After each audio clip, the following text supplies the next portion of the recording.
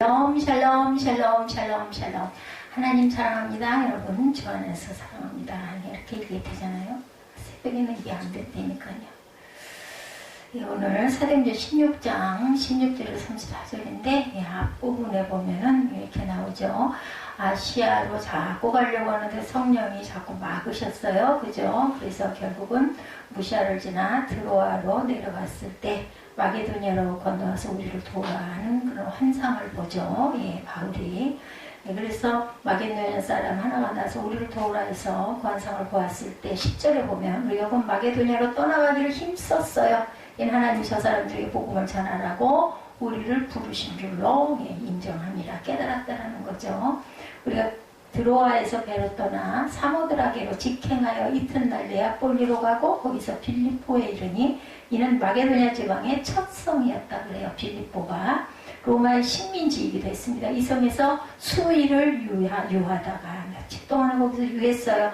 안식일에 우리가 기도할 곳이 있을까 해서 문밖 강가에 나가 거기 앉아서 모인 여자들에게 회당이 없었다라는 거죠. 어디서 우리가 기도할 곳을 찾을까 그랬다가 강가에 나갔다가 두아디라시에 사는 자색 옥감 장사로 하나님을 섬기는 누디아라 하는 여자를 말을 듣고 있을 때 주께서 그 마음을 열어서 바울의 말을 따르게 하신지라. 이제 이래서 여기서 빌립보 교회가 세워지는데 거기서 점치는 귀신 들린 여종이 계속해서 쫓아다니면서 괴롭게 하니까 귀신을 쫓아냈는데 그것으로 인하여서 그 여종을 부리는 상관들이 돈을 못 버니까 갔다가 소란스럽게 한다 그리고 고발해가지고 옷을 찢고 벗기고 배로 쳐서 옥에 가두죠. 착고로 채웠는데 그만 거기서 기적이 일어납니다. 기도하고 찬양하다 보니 기적이 일어나서 거기에 있는 누구라고 그러죠? 그 간수, 그 가정도 구원을 받는 사건이 16장 전체의 내용입니다. 바나바와의 불화로 인해 그 헤어진 바울은 신라를 데리고 2차 선교 여행을 떠나죠.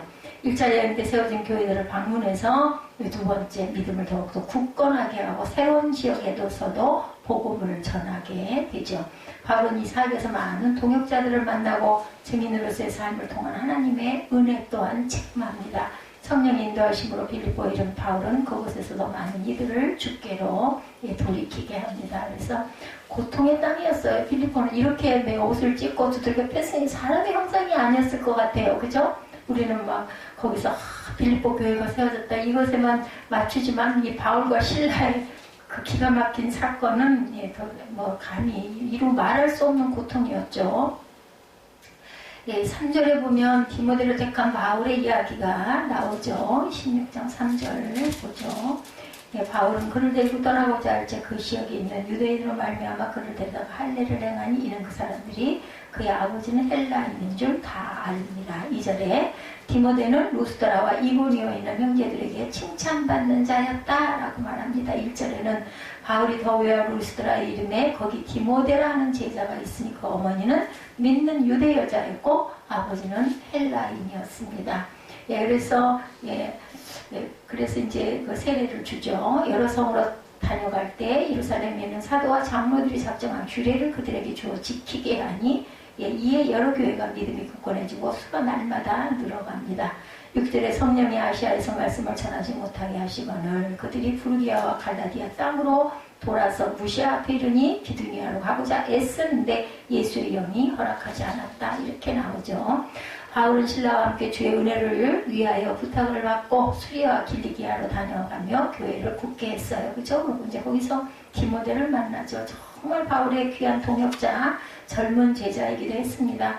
어머니와 외할머니는 모두 그리스도인이었죠. 루스드라는 디모데의 고향이었고 그의 어머니는 유대인이었고 그의 아버지는 헬란이었다. 디모데는 루스드라와 이고니오 형제들에게 칭찬을 받는 자였습니다. 이렇게 좋은 평판을 받는 사람이었기 때문에 바울은 디모데를 그 수정자로 데리고 여행을 떠납니다. 문제가 있었어요. 바울의 복음을 받았던 유대인들은 디모데가 유대계 어머니는 두었지만 할례를 받지 않았기 때문에 그 제안에 대해서 반대하는 바가 있었다라는 거죠. 그래서 바울은 디모데에게 할례를 행합니다.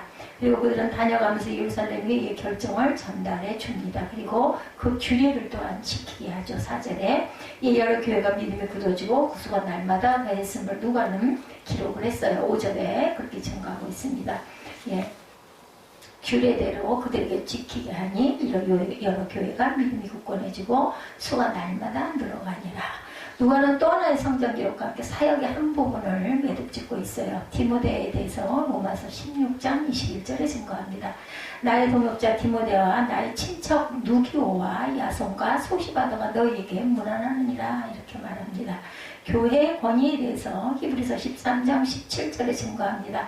너희를 인도하시는 자들에게 순종하고 복종하라. 그들은 너희 영혼을 위하여 경성하기를 자신들이 청산할 자인 것 같이 하느니라. 그들로 하여금 즐거움으로 이것을 하게 하고 근심으로 하게 하지 말라. 그렇지 않으면 너에게 유익이 없을 것이다. 빌립보서 4장에도 에스겔 3장 17절에도 기록되어 있습니다. 마게도냐로 부르셨어요. 그죠? 예, 성령께서 바울의 선교단을 인도하십니다. 드디어.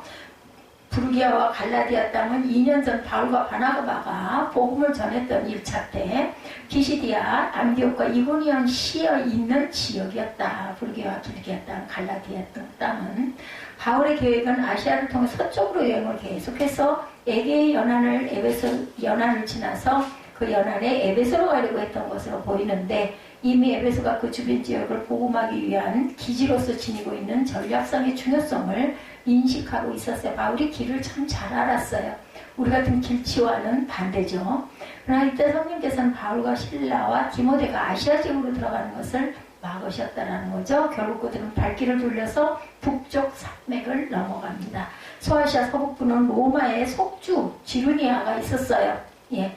예수의 영이 즉 성령이 그의 그 계획을 허락하지 않았다. 7절에 말씀하죠. 이제 남은 길은 해안도로를 끼고 가는 것밖에 없습니다. 그들은 무시아를 지나 드로아에 이르릅니다. 8절에 보면 나와 있죠.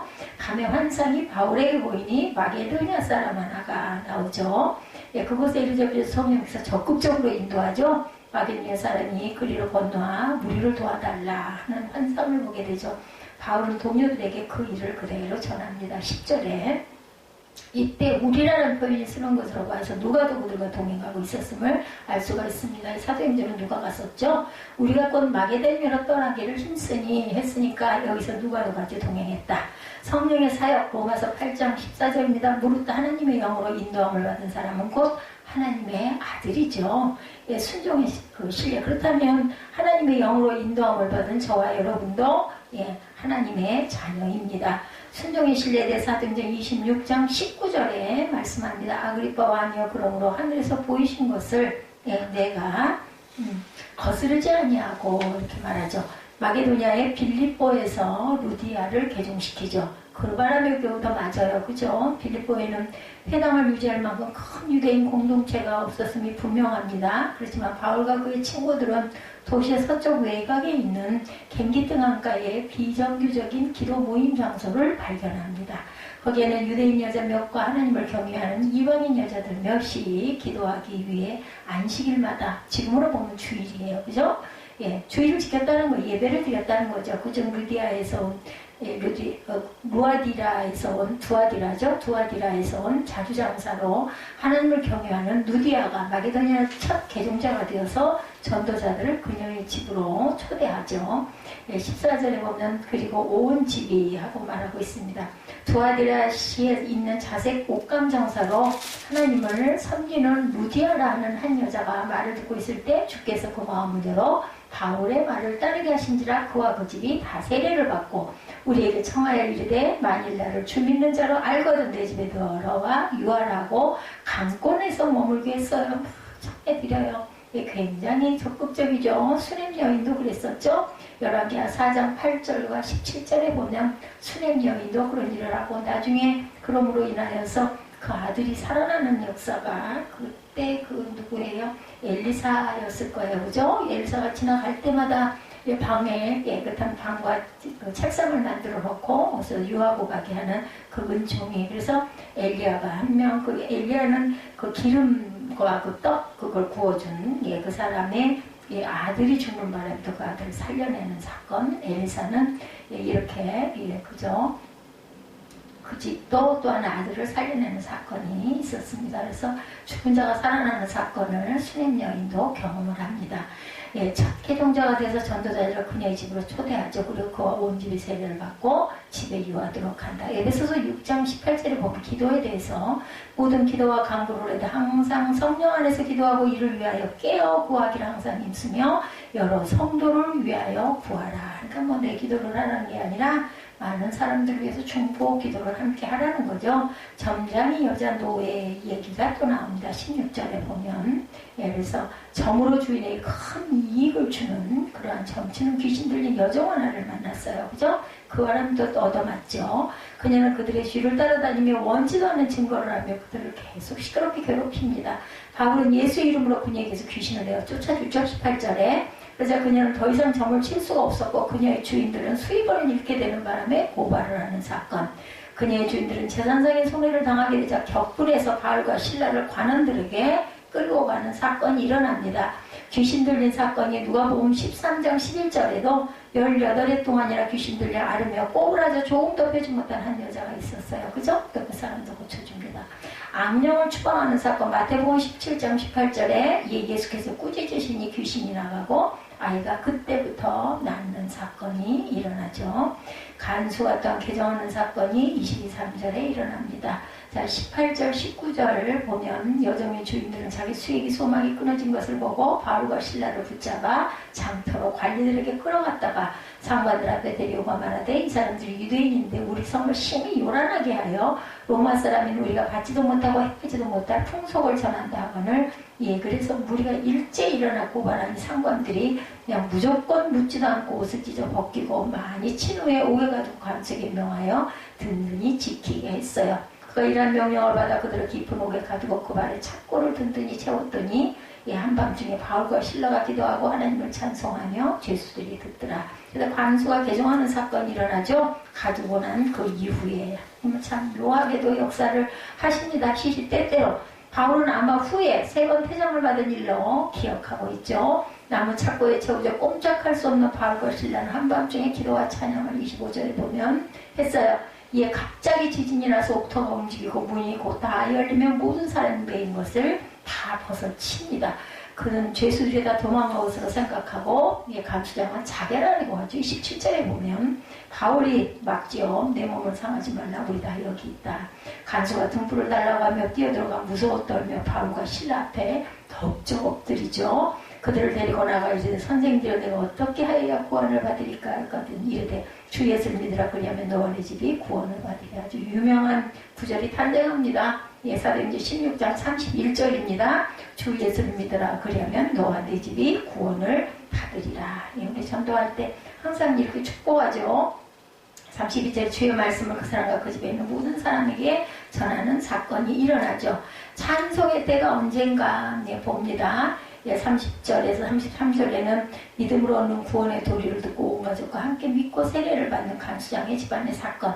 이튿날 상관들은 달갑지 않은 손님들을 내보내라. 이제 안 되겠다. 내보내라. 바울은 자신들의 법에 어긋나는 처벌을 받았다고 항의를 하죠. 37절에 로마 시민으로서 바울은 그의 권리를 그렇게 얻어맞기 전에는 왜 그냥 있었을까 싶네요. 그죠? 그래서 두 상관은 직접 감옥으로 달려와 그들을 호위하면서 빌립보를 떠나주기를 간청합니다. 저는 바울이 참 대단한 배짱이다 했더니 한술 더 떠서 얻어맞기 전에 왜 얘기를 하지? 실컷 얻어맞은 다음.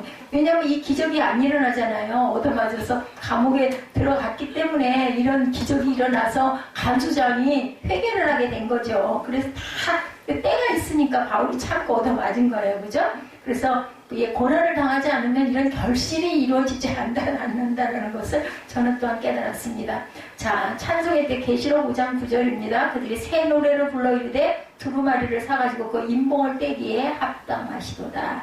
일찍이 죽음을 당하사 각 족속과 방언과 백성과 나라 가운데서 사람들을 피로 사서 하나님께 드렸습니다. 구원의 강구에 대해서 요한복음 6장 28, 9절이죠. 그들이 묻되 우리가 어떻게 해야 하나님의 일을 하오리까. 누가복음 10장 25절에도 이렇게 말하죠. 예수께서 대답하십니다. 26절에 보면 요한복음 6장 26절에 보면 하나님께서 보내신 일을 믿는 것이 하나님의 일이라고 말씀해. 우리가 하나님을 열심히 믿는 것도 하나님의 일입니다. 우리는 늘 마음에 그죠? 무거운 짐을 하나 갖고 있어요. 저도 마찬가지입니다. 도대체 아무것도 하는 게 없이 이렇게 예배만 드리고 이러고 있으니 정말 하나님 보기에 죄송하고 부끄러운데 예수를 믿는 것도 하나님의 일을 하는 것이다. 우리를 위로하시는 구절이죠. 요한복음 3장 23절에도 같은 말씀을 하고 있습니다. 누가는 복음의 능력이 어떤 부류의 사람에게든지 미칠 수 있다. 이는 다른 말로 표현하면 어느 누구든지 복음이 필요함을 말하고 있는 거죠. 무디와 귀신 들린 여정 그리고 간수에 이르기까지 구원의 소식은 전해져야 할 굿뉴스입니다. 모두가 죄인이고 모두가 하나님의 구원을 필요로 하는 자들이다. 자, 우리에게도 즐거운 추억의 장소들, 어린 날, 그죠? 저는 그 뒷동산에 올라가가지고 애들하고 개나리 꺾어서 꽂고, 막, 그죠? 그 제사 드리는, 뭐죠? 그 유리 대리석판, 그 위에 올라가가지고, 그렇게 춤추고 뒷동산에서 놀았던 해가 뉘엿뉘엿 질 때까지, 그렇게 봄동산, 개나리니까 봄이죠. 5월달, 그럴 때였을 것 같아요. 그때 그 기억이 그렇게 떠올라요. 그렇게 어떻게 이렇게 아련하고 아름답게 느껴지는지 몰라요. 그죠? 예, 내가 태어나고 자란 고향일 수도 있고 또 고향은 잊어버렸지만 저는 태어나기로 부산에서 태어나지만 하나도 기억이 안 나요. 근데 뛰어놀 때는 아마 6, 7살 때였던 것 같아요. 그때부터 기억이 나요. 어떤 사람은요 머리가 너무 좋아서 그렇게 돌 때 일도 생각이 난다고 그래요. 근데 저는 생각이 안 나요. 어떤 사람이 어릴 때 다닌 교회, 그죠? 교회장도 생각이 납니다. 하얀 교회, 그죠? 새벽에 올라가서 무릎 꿇고 있었던 제 모습은 그거는 잊지를 못합니다. 그리고 어떤 사람에게는 자기 학교, 예, 그런 사람도 있어요. 혹은 학생 때 자주 갔던 책방, 뭐, 아니면 찻집, 그죠? 그런가 하면 어떤 사람에게는 배우자를 처음 만난 곳, 예, 연애 시절 자주 가던 곳, 또한 신혼여행을 갔던 곳일 수도 있겠죠. 여러 사람들에게 여러 곳이 있습니다. 오늘 본문 바울에게는 어디였을까? 바로 얻어맞았던 옥터가 흔들렸기 때문에 더 기억이 나는 거죠. 지하 감방에 갇혀가지고 있었던 빌립보. 바울은 주 60년부터 62년 사이 로마에 투옥되어 있을 때 빌립보서를 기록하죠. 그래서 옥중에서 썼다 해서 옥중서신 엑빌올몬, 그렇죠. 빌립보입니다. 빌립보 교회 성도들에게 보낸 빌립보서에는 기쁨 혹은 기쁨과 관련된 단어들이 굉장히 많이 나옵니다. 예, 서신서 전체에 기쁨이 5번, 기뻐하다가 8번, 기뻐하느니 3번 기록되어 있습니다. 그리고 4장에만 6번이 나옵니다. 말하자면 빌립보서는 6, 7개 구절당 한 번씩 기쁨이라는 단어가 나온다는 뜻인데 현재 죄수의 신분으로 감옥에 갇힌 그가 빌립보와 빌립보 성도를 생각하면서 써내려간 빌립보에서 이렇게 기쁨이라는 단어를 많이 쓴 이유는 과연 무엇일까? 바보같이 얻어맞으면서도 기뻤다는 것일까? 무엇이 발로 하여금 이렇게 기뻐서 웃게 했을까? 오늘 본문에 바울이 빌립보를 처음 찾았을 때를 기록하고 있습니다. 본문을 보면 바울이 처음 빌립보를 찾았을 때와 빌립보 교회가 세워질 당시 상황은 기쁨, 그와 유사한 것과는 정반대 상황이었죠. 죽다고 얻어맞았어요. 억울하게, 그죠? 고난과 시련의 장소 빌립보였어요. 처음에는 소아시아 지금의 터키 지역에서 복음을 전하던 바울 일행은 성령의 강권적인 인도에 의해서 아시아 지역에서 사역을 접고 드디어 유럽으로 오라는 대로 간 거예요. 저 같으면 죽었다 깨라도 못 찾아가죠. 몰라서 못 찾아갈 텐데 어쨌든 그 시절에 그죠? 교통수단도 좋지 않았을 때 걸어서 뭐 마차 타고 이렇게 갔을 거예요. 그렇게 해서 드로아에서 배를 탄 후에 유럽의 첫 항구인 네아폴리에 도착을 합니다. 자료를 찾아가다 보면 네아폴리라는 오늘날 까발라로 불리는 항구 도시라고 그래요. 유적지 자료 사진은 네아폴리 까발라 항구에 있는 조각으로 바울이 건너와서 우리를 도와달라고 한 마게도니아 사람의 환상을 본 후 네아폴리로 건너왔다는 것을 새겨놓은 비석이 있다고 합니다. 꿈에 본 환상의 도시를 바울이 직접 찾아간 거예요. 그러니까 이런 유적지들을 우리가 가보면 아 진짜네 소리를 할 수 있겠죠. 우리는 믿으니까 안 가봐도 믿습니다. 그죠? 바울의 대단한 열정과 순종, 그죠? 바울 일행은 거기서 곧바로 빌립보로 옮겨갑니다. 빌립보는 알렉산더 대왕의 아버지인 필립의 이름을 따서 명명한 도시, 그래서 빌립보예요. 마게도니아 지방에서 가장 큰 도시였다고 합니다. 그리고 그 도시는 로마의 식민지, 로마가 직접 통치하는 성읍이기도 했습니다. 바울 일행은 이 빌립보에서 유럽 지역의 사역을 시작하죠. 첫 사역이에요. 출발지가 빌립보가 된 거죠. 근데 오늘 본문 12절에 보면 이 성에서 수일을 유하다가 이렇게 나와 있죠. 예, 12절에 보면. 예. 이튿날 네아폴리로 가고 거기서 빌립보에 이르니 이는 마게도냐 지방의 첫 섬이여 또 로마의 식민지라 이 성에서 수일을 유하다가 할 일 없이 거기서 며칠 동안을 머물게 됐다라는 그런 뜻이기도 합니다. 그들이 빌립보에서 헬라 사람들에게 복음을 전하려 했으나 전도할 사람들을 만날 수 있는 장소, 접촉점을 얻지 못하고, 그죠? 시간만 보내. 지금 같으면 뭐 어느 교회가 있고 어떤 뭐 선교사님이 계시고 뭐 이렇게 해서 찾아가는데 그때 그런 게 아무것도 없는 첫 번째 발을 디뎠으니 정말 막연했을 것 같아요. 아는 사람도 없고. 그 이유는 13절에 안식일에 우리가 기도할 것이 있을까 하고 문 밖에 오죽이 나면 강가에 나가 거기에 앉아서 라는 말씀대로 빌립보에는 유대인이 없었고, 그리고 따라서 유대인들 혹은 유대계에 관심을 가진 헬라인들을 만날 수 있는 회당도 없었다. 그래서 기도할 장소를 물색하느라 돌아다니다가 강가로 나간 거죠. 그 강가에서 바울 일행은 모인 여자들에게 말씀을 전합니다. 그 루디아죠. 그러니까 강가에서 빨래 혹은 옷감에 염색을 하고 있던 여인들에게 복음을 전하게 되었다. 그 가운데 루디아라는 여자가 주님을 믿게 되었고 바울 일행이 그녀의 집으로 초청을 받죠. 꼭 오라고 아주 강권적으로 얘기를 하죠.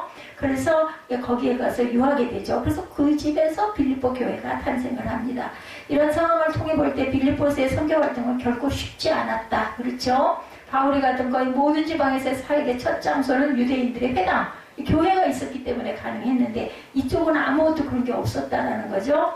안식일 회당에 모인 사람들에게 구약 성경을 가지고 구약의 예언대로 오신 예수님을 전하는 일이 일반적인 전도 방법이었습니다. 그때. 근데 유대인도 없고 회당도 없는 빌립보에서 전도의 접촉점 혹은 접촉 방법을 찾지 못하고 상당한 시간을 흘려보냈다. 빌립보는 정말 힘든 곳이었다는 것이 빌립보의 첫인상이었죠. 그래서 우리 쉽게 얘기하면 맨 땅에 헤빙을 한 거예요. 왜냐? 마게도니아 환상만 보고 지금 만약에 이런 이야기를 누군가가 한다면 미쳤어 하는 소리를 들을 만한 일을 한 거예요. 가가지고 또 막 돌까지 새겨놨죠. 내가 여기 왔다 그러고 새기고 갔는데 큰 폭우를 안고 갔는데 아무것도 접촉점도 없고 만날 사람도 없었다. 강가에서 루디아에게 복음을 전하고 그녀의 집을 성교 거점으로 삼았지만 복음을 전하는 일은 계속 소강 상태를 진행을 합니다. 즉 루디아가 예수님을 믿었다고 해서 그 이후 뭐 고구마 줄기에 고구마 알맹이들이 막 연이어 나오듯이 결신자들이 생기지는 않았다는 거죠. 16절에 우리가 기도하는 곳에 가다가 라는 말씀을 볼 때 여전히 전도는 어려웠다라는 겁니다. 그리고 그 돌파구로 그들은 또다시 자신들이 정해둔 강가, 기도처로 또 가요. 그러니까 맨날 매일매일 그 강가, 거기에 가면 이제 와서 기다리는 사람도 있고, 만나지는 사람도 있으니까 그 자리가 거점이 됐어요. 그 기도처로 가던 중에 이 점치는 귀신 들린 여종을 만나서 집사님밖에 얻어맞는 사건.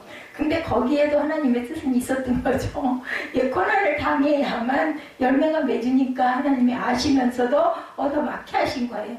그녀는 귀신의 역사로 말미암아 점괘를 가지고 있었고 참 너무 안타깝고 너무 불쌍해. 바울 그죠? 그것 때문에 찾는 사람이 많아서 그녀를 이용해서 이익을 올리는 주인이 두 사람 이상이었던 것을 보이죠? 귀신 들린 사람과 정신적인 질병을 가진 미친 사람을 구분하기는 쉽지 않은데 오늘 본문은 이 여종이 점치는 일을 했다 이렇게 나옵니다. 점치는 것을 미래의 일을 예언해 준 것이라고 생각하지만 사실은 기준과 운수를 판단하는 정도였을 것이고 귀신에게 미래의 일들을 예지할 수 있는 능력이 있는 것이 아니었다. 그보다 더 큰 문제는 귀신이 이 여인을 조종해서 점치러 오는 사람들이 불안한 심리를 이용해서 주인들에게 큰 돈을 벌게 하던 그런 불쌍한 여종. 이 여종은 정말 불쌍한 사람이었다. 귀신에 사로잡혀 이성과 지성과 심지어 자신의 신체마저 철저히 구성을 당하고 육신의 주인들도 다수여서 여인을 이용하고 있었다는 거예요. 지금으로 말하면 뭐 창기를 그죠? 창기로 보기에도 더 너무너무 안타까운 그러한 그 상황에 있는 여자였다. 이런 여자가 바울 이름을 따라오며 이 사람들은 지극히 높인 하나님의 종으로서 구원의 길을 너에게 전하는 자라면서 고래고래 소리를 질러대요. 그러다 보니까 여러 날 그와 같은 행동을 반복하니까 귀신 들린 여인이 귀신에 의해서 하나님의 사람 복음의 정도를 알아본 것은 나쁘지 않지만 귀신 들린 여인의 증거로 사람들이 예수를 믿거나 바울 일행을 존경할 리는 없었어요. 도리어 복음에 방해가 되는 거죠. 바울이 심히 괴로워하여 견딜 수 없는 지경. 너무 시끄럽고 왜냐면 바울이 말이 안 들렸겠죠. 하도 소리 지르고 떠드니까 아니 아니 말씀을 잘 전하고 듣게 해야 될 텐데 시끄러워서 견딜 수가 없는 거죠. 처음에 몇 번은 그래 우리는 하나님의 종이야 뭐 흐뭇하기도 했을 건데 아니 계속해서 그렇게 소리를 지르니 게다가 귀신이 들렸으니 그거 힘든 줄도 모르고 그죠? 인간의 그 어떤 힘 이상으로 고함을 지르잖아요. 예, 그 귀신이 들리면 어때요? 막 기운도 너무너무 세지죠. 예, 이렇게 소리를 질러대니까는 이거 도대체 말씀을 전할 수가 없어. 전도를 할 수가 없어. 그래서 그 여인을 향해서 예수 그리스도의 이름으로 내가 네게 명하노니 그에게서 나오라 그랬더니 귀신이 즉시 그 여인을 떠나는 사건이 일어났는데 여기까지도 좋았는데 그죠? 예, 주인이 돈을 못 보니까 이제 고소를 해서 두들겨 팬 거죠. 귀신에 사로잡혀 자신의 이성과 지성과 감성 혹은 의지까지 상실한 채 귀신에 의해 조종당하던 여인이 귀신의 속박에서 벗어나서 자유로운 주체적인 사람이 됐어요. 놀라운 일이 일어나죠. 이 일에도 불구하고 빌립보는 아무런 반응이 없어요. 빌립보는 바울과 실라 그리고 그들이 전하는 복음에 여전히 무관심해. 뭐 그런 사건 잠깐 있어봐야 파도가 한번 출렁하고 만 거죠. 왜 우리 수영장은 그렇게 물살이 커졌는지 몰라요. 물도 엄청 많아졌고 물은 엄청 깨끗해요.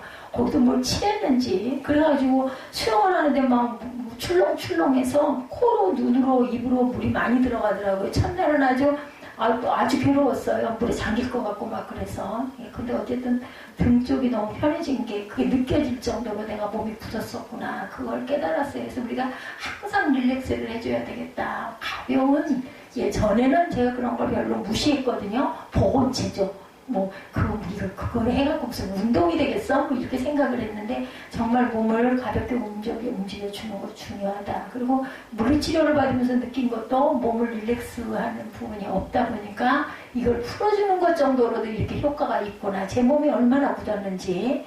이렇게 자신들의 돈줄인 점치는 여인의 신통력이 없어졌다고 해서 그녀의 주인들이 바울과 실라를 붙잡아 관리들에게 넘기는 사건이 오늘 본문에 나타나죠. 20절과 21절에 보면 이 사람들이 유대인인데 우리 성을 심히 소란하게 하여 로마 사람인 우리가 받지도 못하고 행하지도 못할 풍속을 전한다라고 이렇게 고발을 합니다. 바울 일행이 그렇게 외쳐도 빌립보 사람들은 반응이 없었는데 그런 사람들이 바울 일행이 빌립보를 요란하게 만들었다. 빌립보의 미풍 양속을 해친다고 고발하는 것에는 곧바로 반응을 보여요. 아무 소리도 안 하던 자들이 무슨 요란하게 만들어. 그러면 그들이 듣고 모였어야 되는데 아무도 미동도 안 하더니 고소자들의 고소 때문에 흥분한 수많은 빌립보인들이 관아에 모여 바울 일행을 정죄했고 이것을 본 관리들은 바울 일행의 옷을 찢어벗기고 매를 심하게 쳤습니다. 무슨 옷이나 변변히 입었겠어요? 그 단벌 입은 옷을 찢어가지고 벗겨갖고 매를 쳤으니 그저 벌거숭이가 되죠. 피투성이가 됐겠죠. 23절에 많이 친 후에라는 말은 그들이 심하게 몽둥이질을 당하고 심하게 채찍질을 당했다는 뜻이에요. 사람의 꼴이 아니겠죠. 그러니까 이랬기 때문에 또 죽게 하면 까불치기가 하고 고래고래 고함을 지르면서 찬양을 이래주구나 저래주구나 찬양이나 하다가 우리 천국이나 가자 뭐 이런 마음은 아니었을까. 그죠? 사람이 막 악이 바치면 그죠? 할 수 있는 분량 이상을 막 하게 되죠. 근데 참 기운은 있었죠. 기운이 없었으면 그저 기절을 했을 텐데 몽둥이를 메타작을 하고 채찍으로 온몸이 난자당하듯이 죽도록 얻어맞았어요. 이런 자료 사진들 굉장히 많죠. 저는 막 이런 거 무서워서 안 보고 싶은데 매질과 채찍질을 당하신 예수님의 모습 다르지 않았을 것 같아요. 매질 채찍질을 당한 예수님의 얼굴, 폭행을 당한 그런 그 몸, 이런 몸들 우리 많이 보죠. 자신들의 돈줄이 끊어진 이유로 사람을 선동해서 바울과 실라를 죄인들을 만들고 무리들을 충동적인 외침을 하게 해서 정식 재판 절차도 없이 두 사람을 즉결 형벌을 내렸다. 그러니까 뭐라고 항의를 하고 나는 유대인이다 이런 말 할 겨를이 없었겠죠. 말을 못하고 두들겨 막 몰매를 때려댔으니까. 그로 인해서 바울과 실라 두 사람은 거의 죽을 지경이 되고 감옥에 갇힙니다.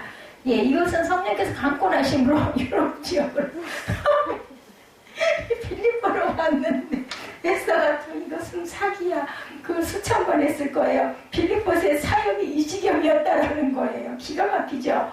사역이 너무 어렵고 전도의 진도는 나가지 않고 귀신을 쫓아준 일이 상을 받기는커녕 죽을 지경으로 너무 힘들게 괴로운 기억밖에 없는 빌립보 얻어맞고 정말 살이 찢기는 사건. 바울과 실라는 그 상황 속에서 아주 특별한 결단을 하는 거죠. 죽게 아니면 까무라치기야. 끝까지 우리의 찬양이라도 하다 살자 죽자 그랬던 거죠. 25절에 한밤중에 바울과 실라가 기도하고 하나님을 찬송합니다. 예, 남들이 보면 미쳤다 돌았구나 라고 하지 않았을까요? 가장 힘든 시간, 가장 어둡고 깊은 그리고 고통스러운 그냥 감방에 우리가 보면 뭐 무슨 형무소에 있는 그런 감옥이 아니죠. 지하 감방이에요. 그리고 가장 고통스러운 상황 속에서 바울과 실라는 아주 사생 결단을 한 거죠. 그래서 뭐냐, 사생 결단을 해야 돼요. 그냥 대충 결단을 하면 안 되죠. 그 깊은 밤중에 50억 깨진 채로 몽둥이질, 채찍질을 당해서 온몸과 마음이 엉망인 가운데 있었지만 그들은 기도하고 찬송하고 뭐 할 수 있는 게 뭐가 있겠어요. 그거밖에 할 수 없죠. 그것도 힘이 있어서 이 힘은 아마 성령이 주시지 않았을까 싶어요. 뭐 먹기나 했겠습니까? 그렇게 얻어맞고 무슨 힘이 있어서 소리가 나오겠어요. 저 같으면 말소리도 안 나올 텐데 온몸이 욱신거리고 상처 부위는 쓰리고 건불을 뭐 통통 부어 사람의 모습이 아니었을 거예요. 뼈가 으스러지는데 뼛속으로부터 지독한 고통이 전해오는 상황 속에서 그들은 기도했고 찬송을 불렀습니다. 예수님이 땀방울이 핏방울이 되도록 그저 혼신의 힘을 다한 것처럼 이 사람들은 아프고 고통스럽고 찢긴 모습이다 보니까 그 고통이 같은 고통으로 터져나오지 않았을까. 정말 괴롭고 힘든 찬양, 우리 어렵고 힘들고 속상하고 아플 때 찬양 나와요? 안 나오잖아요. 그죠? 근데 이들은 정말 그걸 넘어선 거예요. 일단 그냥 사생결단이니까. 기도 역시 기도 소리보다는 아프다는 신음소리가 나도 모르게 아이고 아파 소리가 점점 절로 나올 텐데 기도가 제대로 되지 않을 상황인데 그들은 기도와 찬송을 결단하고 빌립보서의 전도가 너무너무 힘들고 루디아라는 첫 열매 이후 결신자가 없고 귀신을 쫓아낸 일로 이렇게 죽도록 얻어 터지고 감옥에 갇히는 처지에 이르렀을지라도 기도하라 찬송하라 하신 말씀에 순종하기로 결단하고 실천에 옮긴 것. 예, 그들이 그렇게 했을 때 놀라운 두 가지 결과가 일어났죠. 기적이 일어납니다. 예, 이 정도는 해야 된다는 거예요. 쉬운 얘기로 갑자기 큰 지진이 나서 옥토가 움직이고 닫혀있던 문들이 열리고 모든 사람의 매인 것들이 벗겨집니다. 그러니까 이 바울과 실라뿐만이 아니라 거기 매인 사람들의 모든 착고가 풀렸다는 거예요. 일반적으로 지진 현상이 거의 없는 빌립보였고 거기다 지하 감옥이었기 때문에 지진 현상이 뭐 땅에 있어도 그 지하까지는 거의 안 내려오는데 지진의 영향이 적을 수밖에 없는 곳이었는데도 불구하고 큰 지진이 일어나 모든 분들과 제수들을 묶고 있던 것들이 해체가 되어버렸다는 겁니다. 기도할 수도 없고 찬송할 수도 없을 때 일이 잘 풀리지 않고 일의 결과가 열매가 없을 때 선행의 열매가 최악일 때 주님의 말씀에 순종해서 기도와 찬양을 결단하고 순종하면 하나님의 역사는 일어난다. 제가 어젠가 차가 흔들렸다고 그랬잖아요. 그것도 지하 주차장인데도. 예, 근데 그 흔들리는 게 저는 참 싫지 않았어요. 예, 가만히 이렇게 흔들리는 게 어지럽기도 하고, 그런 흔들림을 보면서. 근데 하필이면 그 문자를 보고 있는데, 그 강원도 지역에 지진이 4.0인가? 이게 0.4인가? 일어났다고 하면서, 그러면서 흔들려서 그럼 이게 그 진동인가 하는 생각을 느끼면서는 정말 하나님을 느꼈습니다. 하나님이 지켜주시겠지, 안 지키시면 나는 더 좋고 했어요, 사실은. 그렇게 해서 그냥 가면 얼마나 좋을까. 모든 사람의 매인 것이 벗어집니다. 말씀처럼 모든 사람을 결박하고 구속하고 장악했던 것들이 풀리는 역사가 기도하고 찬송할 때 일어났다. 저는 하필이면 그 문자 볼 때 그런 사건이 일어나는 하나님이 가까이 계신 것 같은 느낌이 들어요. 보호하시겠지. 우리나라 교회사와 사에 다음과 같은 기록이 있습니다. 1세기 전 황해도 봉산군 당포의 교회가 세워졌는데 그 교회는 신실한 노부부가 있었다고 그래요. 그들에게는 자식이 없었기 때문에 교회 젊은 남녀들이 모두 어머니 아버지라고 불렀다고 합니다. 또한 교인들이 노부부의 일을 도와주었기 때문에 그들은 굉장히 행복한 나날을 보낼 수가 있었다고 합니다. 어느 여름 부부가 밭에서 김을 메고 있는데 한 소년이 헐레벌떡 달려와서 불렀고, 또한 교인들이 노부부의 달려와서 할머니네 집에 불이 났어요 하고 소리를 지릅니다. 그 말을 들은 주변에 있던 동네 아낙들이 그 집에 자기 집에 불난 듯이 막 달려가야 하는데 정말 인심이 좋은 동네죠. 근데 이 할머니, 그 집주인 할머니는요, 달려가기를 포기하고 덜썩 무릎을 꿇고 기도하더라는 거죠. 하나님께서 이때껏 잘 먹여주시고 잘 입혀주시고 잘 살게 해주셨으니 집이 불에 탄다 해도 하나님께서 돌봐주시겠죠. 그렇죠 주님 하고 기도하더라는 거죠.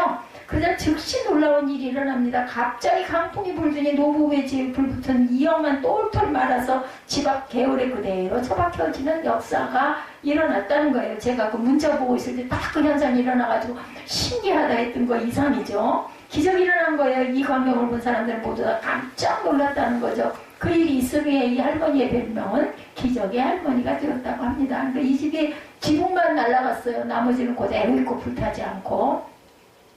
우리가 기도할 수 없고 찬송할 수 없을 때, 기뻐할 수 없을 때, 그럼에도 불구하고, 우리 찬양도 있죠. 그럼에도 불구하고 기도하고 찬양하고 기뻐하면 이와 같은 놀라운 일들이 저와 여러분에게 일어난다는 것 믿으시기 바랍니다. 이 세상에서 가장 강력한 무기는 돈이나 군사적인 힘이 아니라 기도와 찬양입니다. 육신의 고난과 질병을 만났을 때, 억울한 일을 당했을 때, 감당할 수 없는 상처를 받았을 때 슬퍼하거나 원망하거나 좌절하지 말고, 어떠한 상황에서도 슬퍼하고 원망한다고 해서 변하는 것은 아무것도 없어요. 나승 변호사 그 말이 틀린 말은 아니에요. 이렇게 미워한다고 해서 변할 건 공연은 소모만 되지 미워해서는 안 된다. 뭐 예수님의 말씀이죠. 교회를 나가기는 나가는 사람이 아닐까 싶습니다. 그런 환경을 원망하고 불평하기보다 기도라는 전선으로는 은혜의 전류가 저와 여러분들에게 임하도록 우리는 기도합시다. 바울과 신라가 한밤중에 감옥에서 기도하고 찬송했을 때 일어난 두 번째 결과, 지진으로 인해서 감옥문이 열리고 모든 사람을 묶고 있던 것이 해태되자 깜짝 놀란 사람은 간수 이제 큰일 났어. 자기 이제 이러다 죽어. 그죠? 그런 죄수들이 도망가 있을 것이라고 생각합니다. 당시 법에 따르면 죄수들이 탈옥을 하면 일찍을 서고 있던 간수가 그 죄수의 모든 형벌을 대신 받아야 했다고 합니다. 벌금형이라면 자신의 재산과 모든 벌금을 물어야 할 것이고, 징역형이라면 그들 모두의 형기를 자신이 대신 치러야 하고, 사형수라면 자신이 목숨으로 대신해야 한다고 합니다. 그래서 죄수들이 도망갔다고 생각한 간수가 모든 죄수의 형벌을 대신 치느니 차라리 목숨을 끊는 것이 낫다 해서 27절에 칼을 빼어 자결하려고 했던 거죠. 이것을 본 바울이 그를 말렸을 뿐 아니라 모든 죄수가 그대로 있다라고 안심을 시키죠. 그제야 간수는 모든 상황을 파악합니다. 그렇게 죽도록 메타작을 받은 사람들이 큰 소리로 기도하고 찬송한 것, 그리고 그 기도와 찬송 소리에 마치 화답이라도 하듯 땅의 진동에서 지진이 일어난 일, 무엇보다 그 가운데 달아나지 않고 우연히 자기 자리에 그대로 있던 두 사람과 또 다른 죄수들의 모습이 간수로 하여금 무섭고 두려웠겠죠. 마음이 열립니다. 도대체 어떻게 해야 돼 이거. 뭐 하나님이 계신가 봐 이런 생각했겠죠. 선생님들은 내가 어떻게 해야 구원을 받으리까. 30절이죠. 이 질문은 빌립보 감옥에서 벌어진 일련의 사태가 자연적이거나 혹은 사람이 할 수 있는 범주를 넘어선 것임을 깨달은 거죠. 그들이. 그래서 어떻게 하면 당신처럼 될 수 있습니까? 어떻게 하면 그 고통스러운 가운데서도 노래할 수 있습니까? 부럽고 기가 막히고 신기했겠죠. 어떻게 하면 하늘을 움직이고 땅을 움직일 수가 있습니까? 어떻게 하면 감옥의 문이 열리고 착고가 풀려도 당신들의 길로 가지 않고 그대로 남아있을 수가 있습니까? 그런 여유가 있습니까? 당신들이 남다른 이유는 도대체 무엇 때문입니까? 그때 바울과 신라가 31절에 고백합니다. 귀한 고백이죠. 주 예수를 믿으라. 그리하면 너와 내 집이 구원을 얻으리라. 복음을 전합니다. 그의 모든 질문의 해답은 주 예수시라는 것을 말한 거죠. 예수가 우리를 남다르게 만들었다. 예수가 우리를 그 고통 가운데서 노래하고 기도하게 만들었다. 예수가 우리를 감방에 그대로 있게 만들었다. 이러한 복음을 받아들인 그와 그 집에 있는 모든 사람들이 주님을 믿고 세례를 받음으로 빌립보의 두 번째 성도, 두 번째 믿음의 가정이 태어납니다. 루디아 그리고 간수장. 그렇게 안 되던 전도, 그렇게 힘들던 전도가 지독한 고통 속에서, 그죠? 한 송이 국화꽃이 피기 위해 밤새도록 무소리가 내린 거예요. 기도하고 찬송했더니 이렇게 놀라운 결과를 낳죠. 이것이 기도의 힘이고 찬송의 힘이다. 역대하 20장에 보면 암몬과 모압과 세일 자손들이 거대한 연합군을 조직해서 유다를 침략했을 때 여호사밧 왕이 레위 지파를 찬양대로 조직해서 찬양하게 앞장을 세우죠. 이 여호사밧 왕이 굉장히 찬양을 많이 전쟁 때마다 제일 먼저 드린 게 찬양 예배를 드렸어요. 하나님께서 친히 역사하셔서 그 적들을 물리쳤다라는 기록이 나옵니다. 그 수를 셀 수 없는 적들 앞에서 무기나 전쟁의 전략이 아닌 찬송으로 맞서 싸우러 나가는 거 굉장한 믿음이죠. 상대방을 찌르면 다 죽을 수밖에 없는데, 그죠? 그것이 가능했던 이유는 그들이 찬송의 능력을 믿었기 때문이다. 10만 부가 넘게 팔린 밀리언셀러의 작가 멀리날 캐로더스 목사가 쓴 찬송 생활의 권능, 감옥 생활에서 찬송 생활로라는 책이 있는데, 예, 멀린 목사님은 이 책에서 문제 앞에서 주님을 찬양하라 그러면 하나님께서 역사해 주실 것이다. 이해가 되지 않더라도 찬송하라. 네, 이렇게 말합니다. 사람의 생각으로 너무 비현실적인 대응인 것 같지만 수많은 사람들이 이 말대로 찬양하다가 기적을 체험합니다. 욥도 찬양의 사람입니다. 큰 시험을 당했을 때 주신 이도 야훼시오 거두신 이도 여호와시니 여호와의 이름의 찬송을 받으실지니다. 6기 1장 21절입니다. 이렇게 찬양하죠. 다니엘의 세 친구도 1장이니까 또 이렇게 찬양할 수도 있었겠죠. 시작이었으니까. 다니엘의 세 친구도 찬송의 사람이죠. 활활 타는 풀벌불 속에서 하나님을 찬양하죠. 그렇게 했을 때 불이 그들을 사르지 못하게 합니다. 고난과 시련을 기쁨으로 만드는 믿음이 임하죠. 예, 제가 처음에 여러분 추억의 장소, 예, 기억나는 그 좋은 곳이 어딥니까? 제가 여러분들에게 여쭤봤습니다. 미소를 머금게 되는 곳, 저는 언제나 그 뒷동산 개나리를 꽂고 춤추던 그곳 또 있어요. 하나는 이게 뭐예요? 그 큰 보재기 뒤에다가 딱 매서 그냥 망토처럼 여기 앞에다 딱 매고 여기다는 꽂고 그렇게 하고 춤을 췄던 기억이 정말 그게 아주 아련하고 그립게 떠오릅니다. 그때처럼 행복했을 때가 없었을 것 같아요. 아무것도 없었지만 유럽의 관문이었던 빌립보는 바울에게 너무나 힘든 곳이고 사역이 어려웠죠. 사역을 시작한 지 수일 만에 겨우 루디 한 사람을 전도시킵니다. 그리고 또다시 수일이 흘렀지만 전도의 열매는 없었고 그러다 귀신 들린 여성의 귀신을 쫓아낸 일로 죽을 지경이 되도록 매질과 채찍질을 당하는데 깊은 지하 감옥에 갇히죠. 빌립보는 생각만 해도 끔찍한 곳이었다는 거예요. 만일 여기까지 빌립보 사역의 결론이라면 바울사도는 빌립보서에서 그렇게 자기 기쁨을 말하지는 못했을 거예요. 열매가 있었기 때문이죠. 그러나 그 하나님께 기도하고 찬송했을 때 그 고통의 상황에서 기뻐하기로 결단했을 때 하나님의 역사가 일어나는 놀라운 사건을 경험하게 됩니다. 그들의 이율 배반, 상황 배반적인 모습에 마치 땅이 놀란 것처럼 진동하죠. 그리고 그 모습에 놀란 간수와 그의 가족들이 주님을 믿게 되는 결실. 한가정 결실이라는 게 이렇게 기가 막힌 고통과 피눈물 나는 그러한 보답입니다. 이렇게 고통했다면 빌립보는 은혜의 땅, 축복의 땅으로 바뀌죠. 여러분이 평안할 때 부르는 노래, 어려움과 걱정과 근심과 고통과 환란이 없을 때 드리는 기도, 좋은 일이 있어 기뻐하는 것은 하나님도 기뻐하시고 좋아하시는데 하나님의 백성이고 자녀는 저와 여러분이 부리는 노래와 기도와 기쁨을 하나님께서 무시하실 리가 절대가 없죠. 그러나 그보다도 하나님의 역사를 부르고 자연과 사람까지 움직일 수 있는 것은 편안하지 못한 상황에서 부르는 찬양, 어려움과 걱정과 근심과 고통과 환란 가운데 부르짖는 기도, 고통과 아프고 외로운 가운데 기뻐하는 것, 바로 그것을 통해서 하나님의 역사가 일어난다는 것을 기억하시기 바랍니다. 노래할 수 있을 때 부르는 노래, 기도할 수 있을 때 올리는 기도, 기쁜 일이 있을 때 기뻐하는 것은 누구나 할 수 있는 일이에요. 그렇죠? 근데 기뻐할 수 없는 상황, 기도하기 어려운 처지, 찬송하기 힘든 여건 속에서도 기뻐하고 찬송하고 기도할 때 하나님은 역사를 일으키십니다.